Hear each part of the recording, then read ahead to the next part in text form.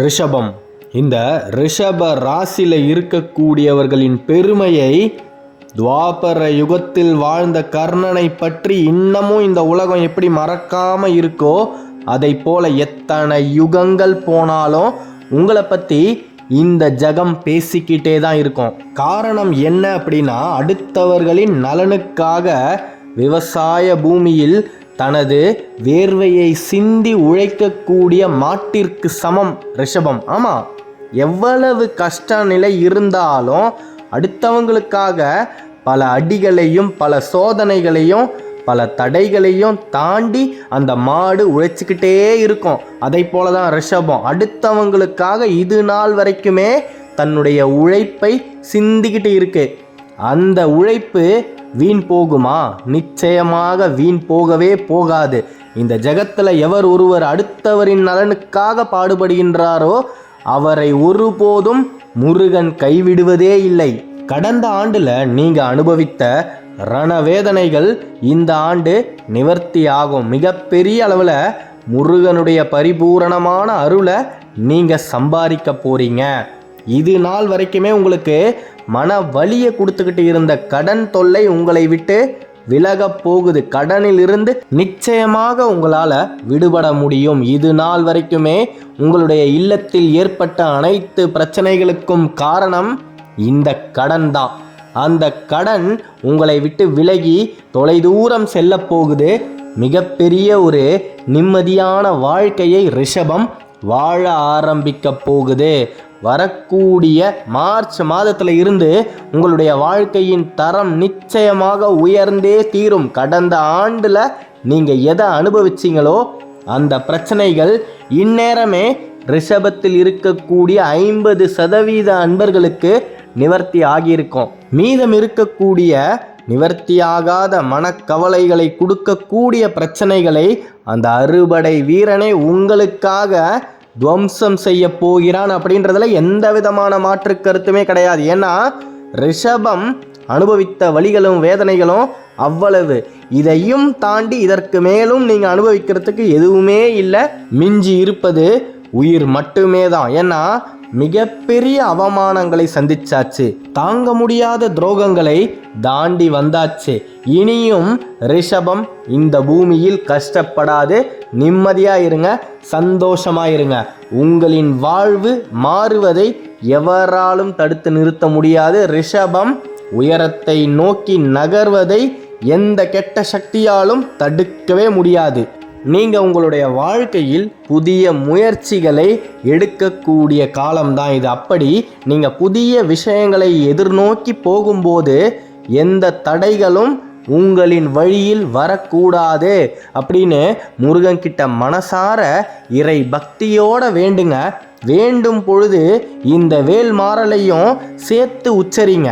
துதிக்கும் அடியவர்க்கொருவர் கெடுக்க இடர் நினைக்கினவர் குலத்தை முதல் அருக்கலையும் எனக்கோர் துணையாகும்.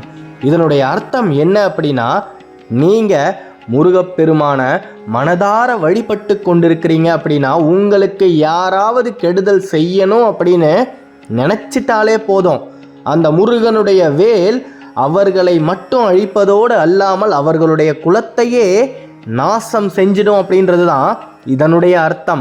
இப்பேற்பட்ட ஒரு சக்தி வாய்ந்த ஆயுதம் உங்களுக்கு துணையா இருக்கும் பொழுது இனியும் ரிஷபம் வாழ்க்கையில தோற்குமா? இனி தோல்வியை ரிஷபம் சந்திக்காது. இதுல எந்த விதமான மாற்று கருத்துமே கிடையாது. உங்களுக்கே தெரியாம உங்க வாழ்வில் இருக்கக்கூடிய துன்பங்களை அந்த அறுபடை முருகன் நிவர்த்தி பண்ணிக்கிட்டு தான் இருக்கிறான் அப்படின்னு நீங்க உணர்ந்துட்டாலே போதும், மிகப்பெரிய அளவில் உங்களுடைய வாழ்க்கை மாறுபடும். விடாமுயற்சியாக நீங்கள் ஒரு விஷயத்தை பண்ணிக்கிட்டு இருக்கிறீங்க. அந்த காரியம் கை கூடக்கூடிய காலமும் நேரமும் கணிஞ்சு வந்தாச்சு. இனி நீங்கள் நினைத்த காரியங்கள் நினைத்தவாறே நடக்கும். சுப காரியங்கள் இந்த ஆண்டில் உங்களுடைய இல்லத்தில் நடைபெறும். அதற்கு எந்த விதமான தடையும் ஏற்படாது. இத்தனை காலங்களாக ஒரு சிலர் முன்னிலையில் நீங்கள் தலை குனிஞ்சு வாழ்ந்துக்கிட்டு இருந்தீங்க இல்லையா, அந்த நிலை மாறி அவங்க முன்னாடி நீங்கள் தலை நிமிர்ந்து நடக்கக்கூடிய காலம் பிறந்தாச்சு. இந்த மாசி மாதத்தில் இருந்து உங்கள் வாழ்வில் இருந்த தூசி விலகும். அதாவது சில பேர் வேலையை இழந்துட்டு ரொம்ப மனக்கவலையில் இருக்கிறீங்க. தற்காலிகமான துன்பம் மட்டுமே தான் அது. மிகப்பெரிய ஒரு வேலை உங்களுக்காக காத்துக்கிட்டு இருக்கு. உத்தியோகம் ரிஷபத்துக்கு அமோகமாக இருக்கு. நிச்சயமாக உயர் பதவிகளை போய் அடைய முடியும் ரிஷபத்தால்.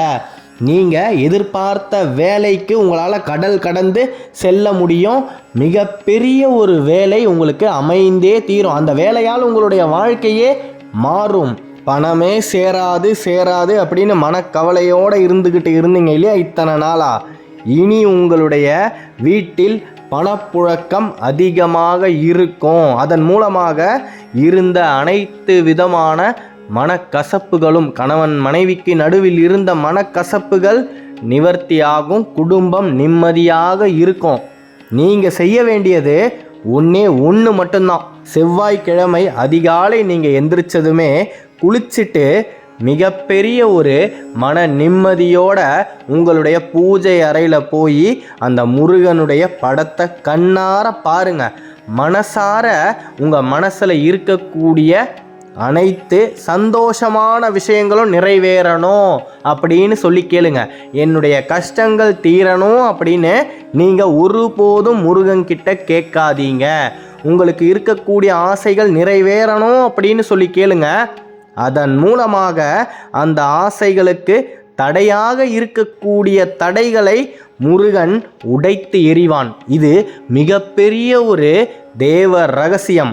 உங்களுடைய ஆசைகளை முருகன் கிட்ட சொல்லிட்டு நீங்கள் உங்கள் இல்லத்திலிருந்து வெளியே வந்து ஆதவனை பார்த்து இனி அனைத்து காரியங்களும் நான் நினைத்தவாறே நடக்கணும் அப்படின்னு உங்களுடைய கையெடுத்து கும்பிட்டு மனதார வேண்டுங்க.